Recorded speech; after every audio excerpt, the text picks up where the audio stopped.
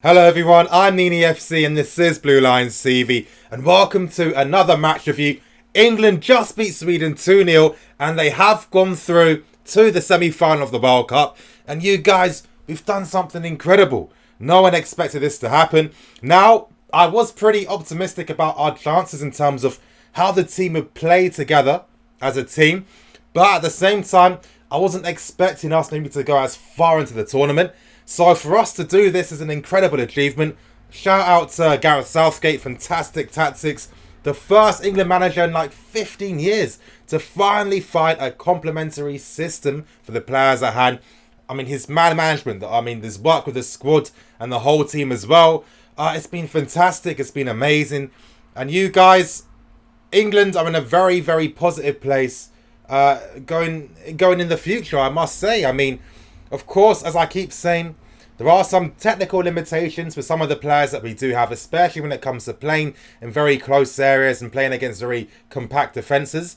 But you guys in the future, guys like Mason Mount, Sancho, Hudson-Odoi, Nelson, etc., etc., that's going to be a problem that gets rectified, and the future is looking very positive for this national team. And, you know, it makes me think about previous national teams like Germany under Klinsmann, for example, when he took over a very young team. They did very well in the tournament.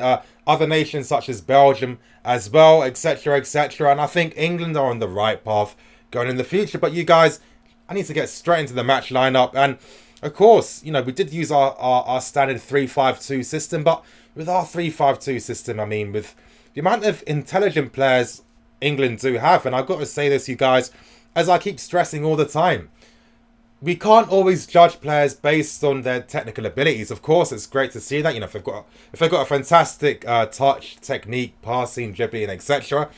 But I think another facet of the game that is forgotten about too much is the intelligence of the mind, you know, in terms of creating space for your teammates, knowing, you know, when to be on the end of attacks, the movement you get into, the spaces you attack, etc., etc. And I kind of feel that maybe that's a part of the game that is easily dismissed too much, because, you know, most times when we do watch games, we're watching it through the lens of, you know, a television. And, you know, through TVs, it only tracks the movement of the ball. It doesn't track the movement of the players. So I kind of feel maybe guys like your Lingards and Sterlings and Allis, you know, they're very good when it comes to that part of the game.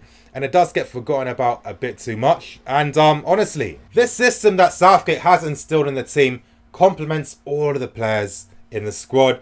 And I must say, now you guys might be thinking I'm saying this with hindsight, but I thought that we were going to beat Sweden. I felt pretty optimistic, especially in regards to how Sweden play. Now, you know, immediately I knew that with Sweden, they're really a team that needs to get the first goal, because they need to get the first goal so they can use their incredible game management to their advantage. When Sweden can play the game they want to play, that's when they become very difficult to play against. Of course, very deep and compact lines. Of course, they like to play on the counter-attack as well to exploit the spaces left and behind of their opponents.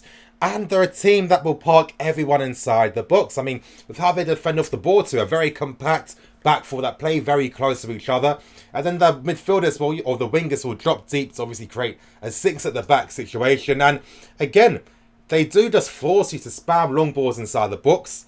And they're very compact in the middle, so it's difficult to play through them, especially with like the ridiculous amounts of defensive support they do have inside their box. So the key to beating Sweden is by getting the first goal. Once you get the first goal, that stops everything that Sweden are trying to do. That stops them playing towards their best strengths. Now, as the game started, it was pretty conservative, and it does make a lot of sense. You know, you don't want to lose the game within the first 15 minutes, because otherwise that's going to mess up your chances of getting something positive from this game. But from the opening periods, I felt that England were the much more comfortable team at that moment in time.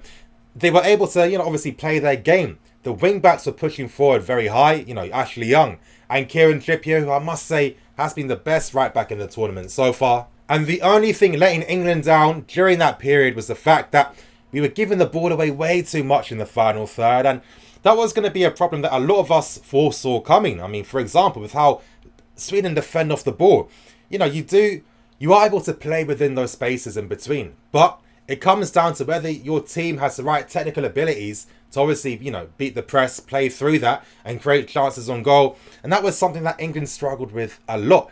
too many players kept getting broken down. Dele Alli in particular, I felt that, he's had a pretty poor game.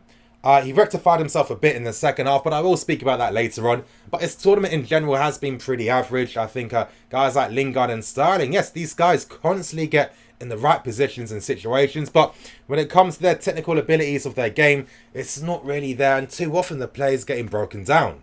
At the same time, Sweden weren't very good, I must say. I think their counter-attacking plan, obviously Forsberg starting out wide, but then whenever Sweden attack with the ball, Forsberg would drop centrally, and it would kind of create like a 4-3-1-2 formation. And when Sweden play with that 4-3-1-2 formation, they're able to keep that solidity in the middle and obviously help support their defence, as well as reducing and trying to limit England's counter-attacking threat, because that was one thing that Sweden were always going to be worried about in this game. The pace in behind from England's players, the movement in behind, how they're able to stretch the play, move in centrally, etc, etc. But the crucial moment came from a set piece, and we were creating quite a lot of set piece opportunities against Sweden. And I must say, that guy, Harry Maguire, who I would probably put in my team in the tournament so far. I feel that he's someone that's definitely stepped up since he's played at a much higher level. And again, as I've been commenting on throughout this entire tournament, the guy is incredible when it comes to attacking balls from deep, attacking balls from the far post. No team has been able to cope with him since, and most times teams have to put 2 defenders on Harry Maguire to try and limit that threat of his. But again, fantastic delivery inside the box. Ashley Young finally putting in a good ball. I feel he's been pretty poor throughout this tournament.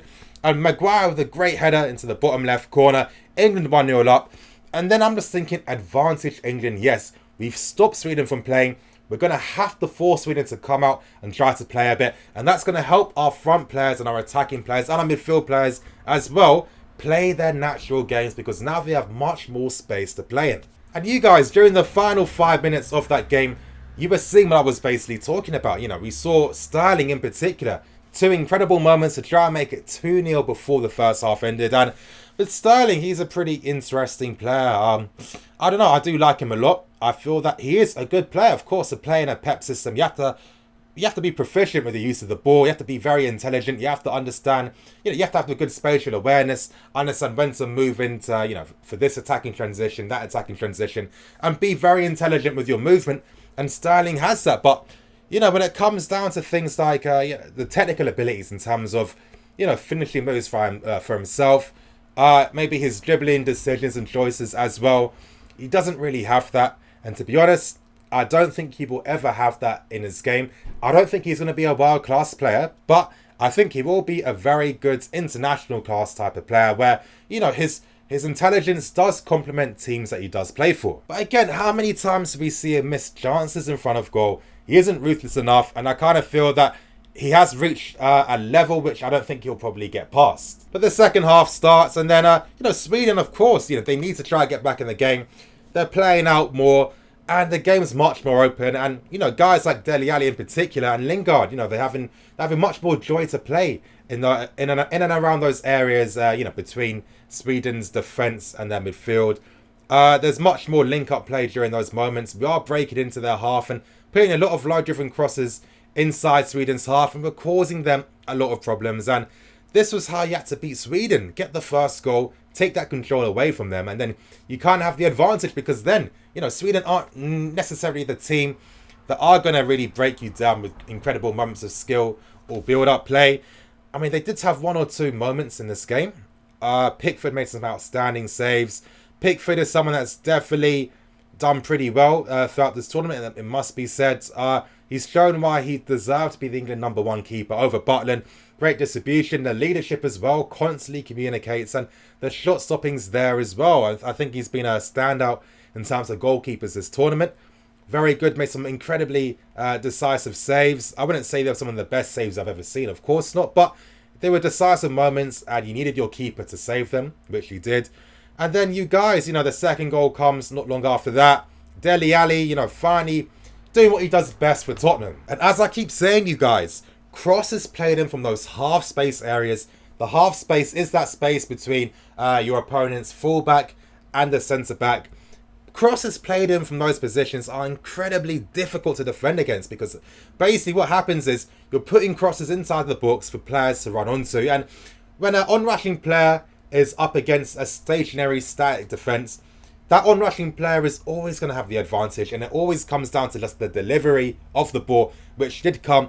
Dele Alli, which is bread and butter for him, puts it in the net, 2-0, and basically England are through to the semi-finals. From then on, we were very close to getting the third one. Of course, stretching Sweden a lot. Of course, with Sweden having to push out a bit more, there was even more spaces to play in behind. And it was kind of disappointing that we weren't maybe as clinical as we could have been, especially in regards to the final pass a lot of times. I feel that this could have been a game where England could have won 3 or 4-0.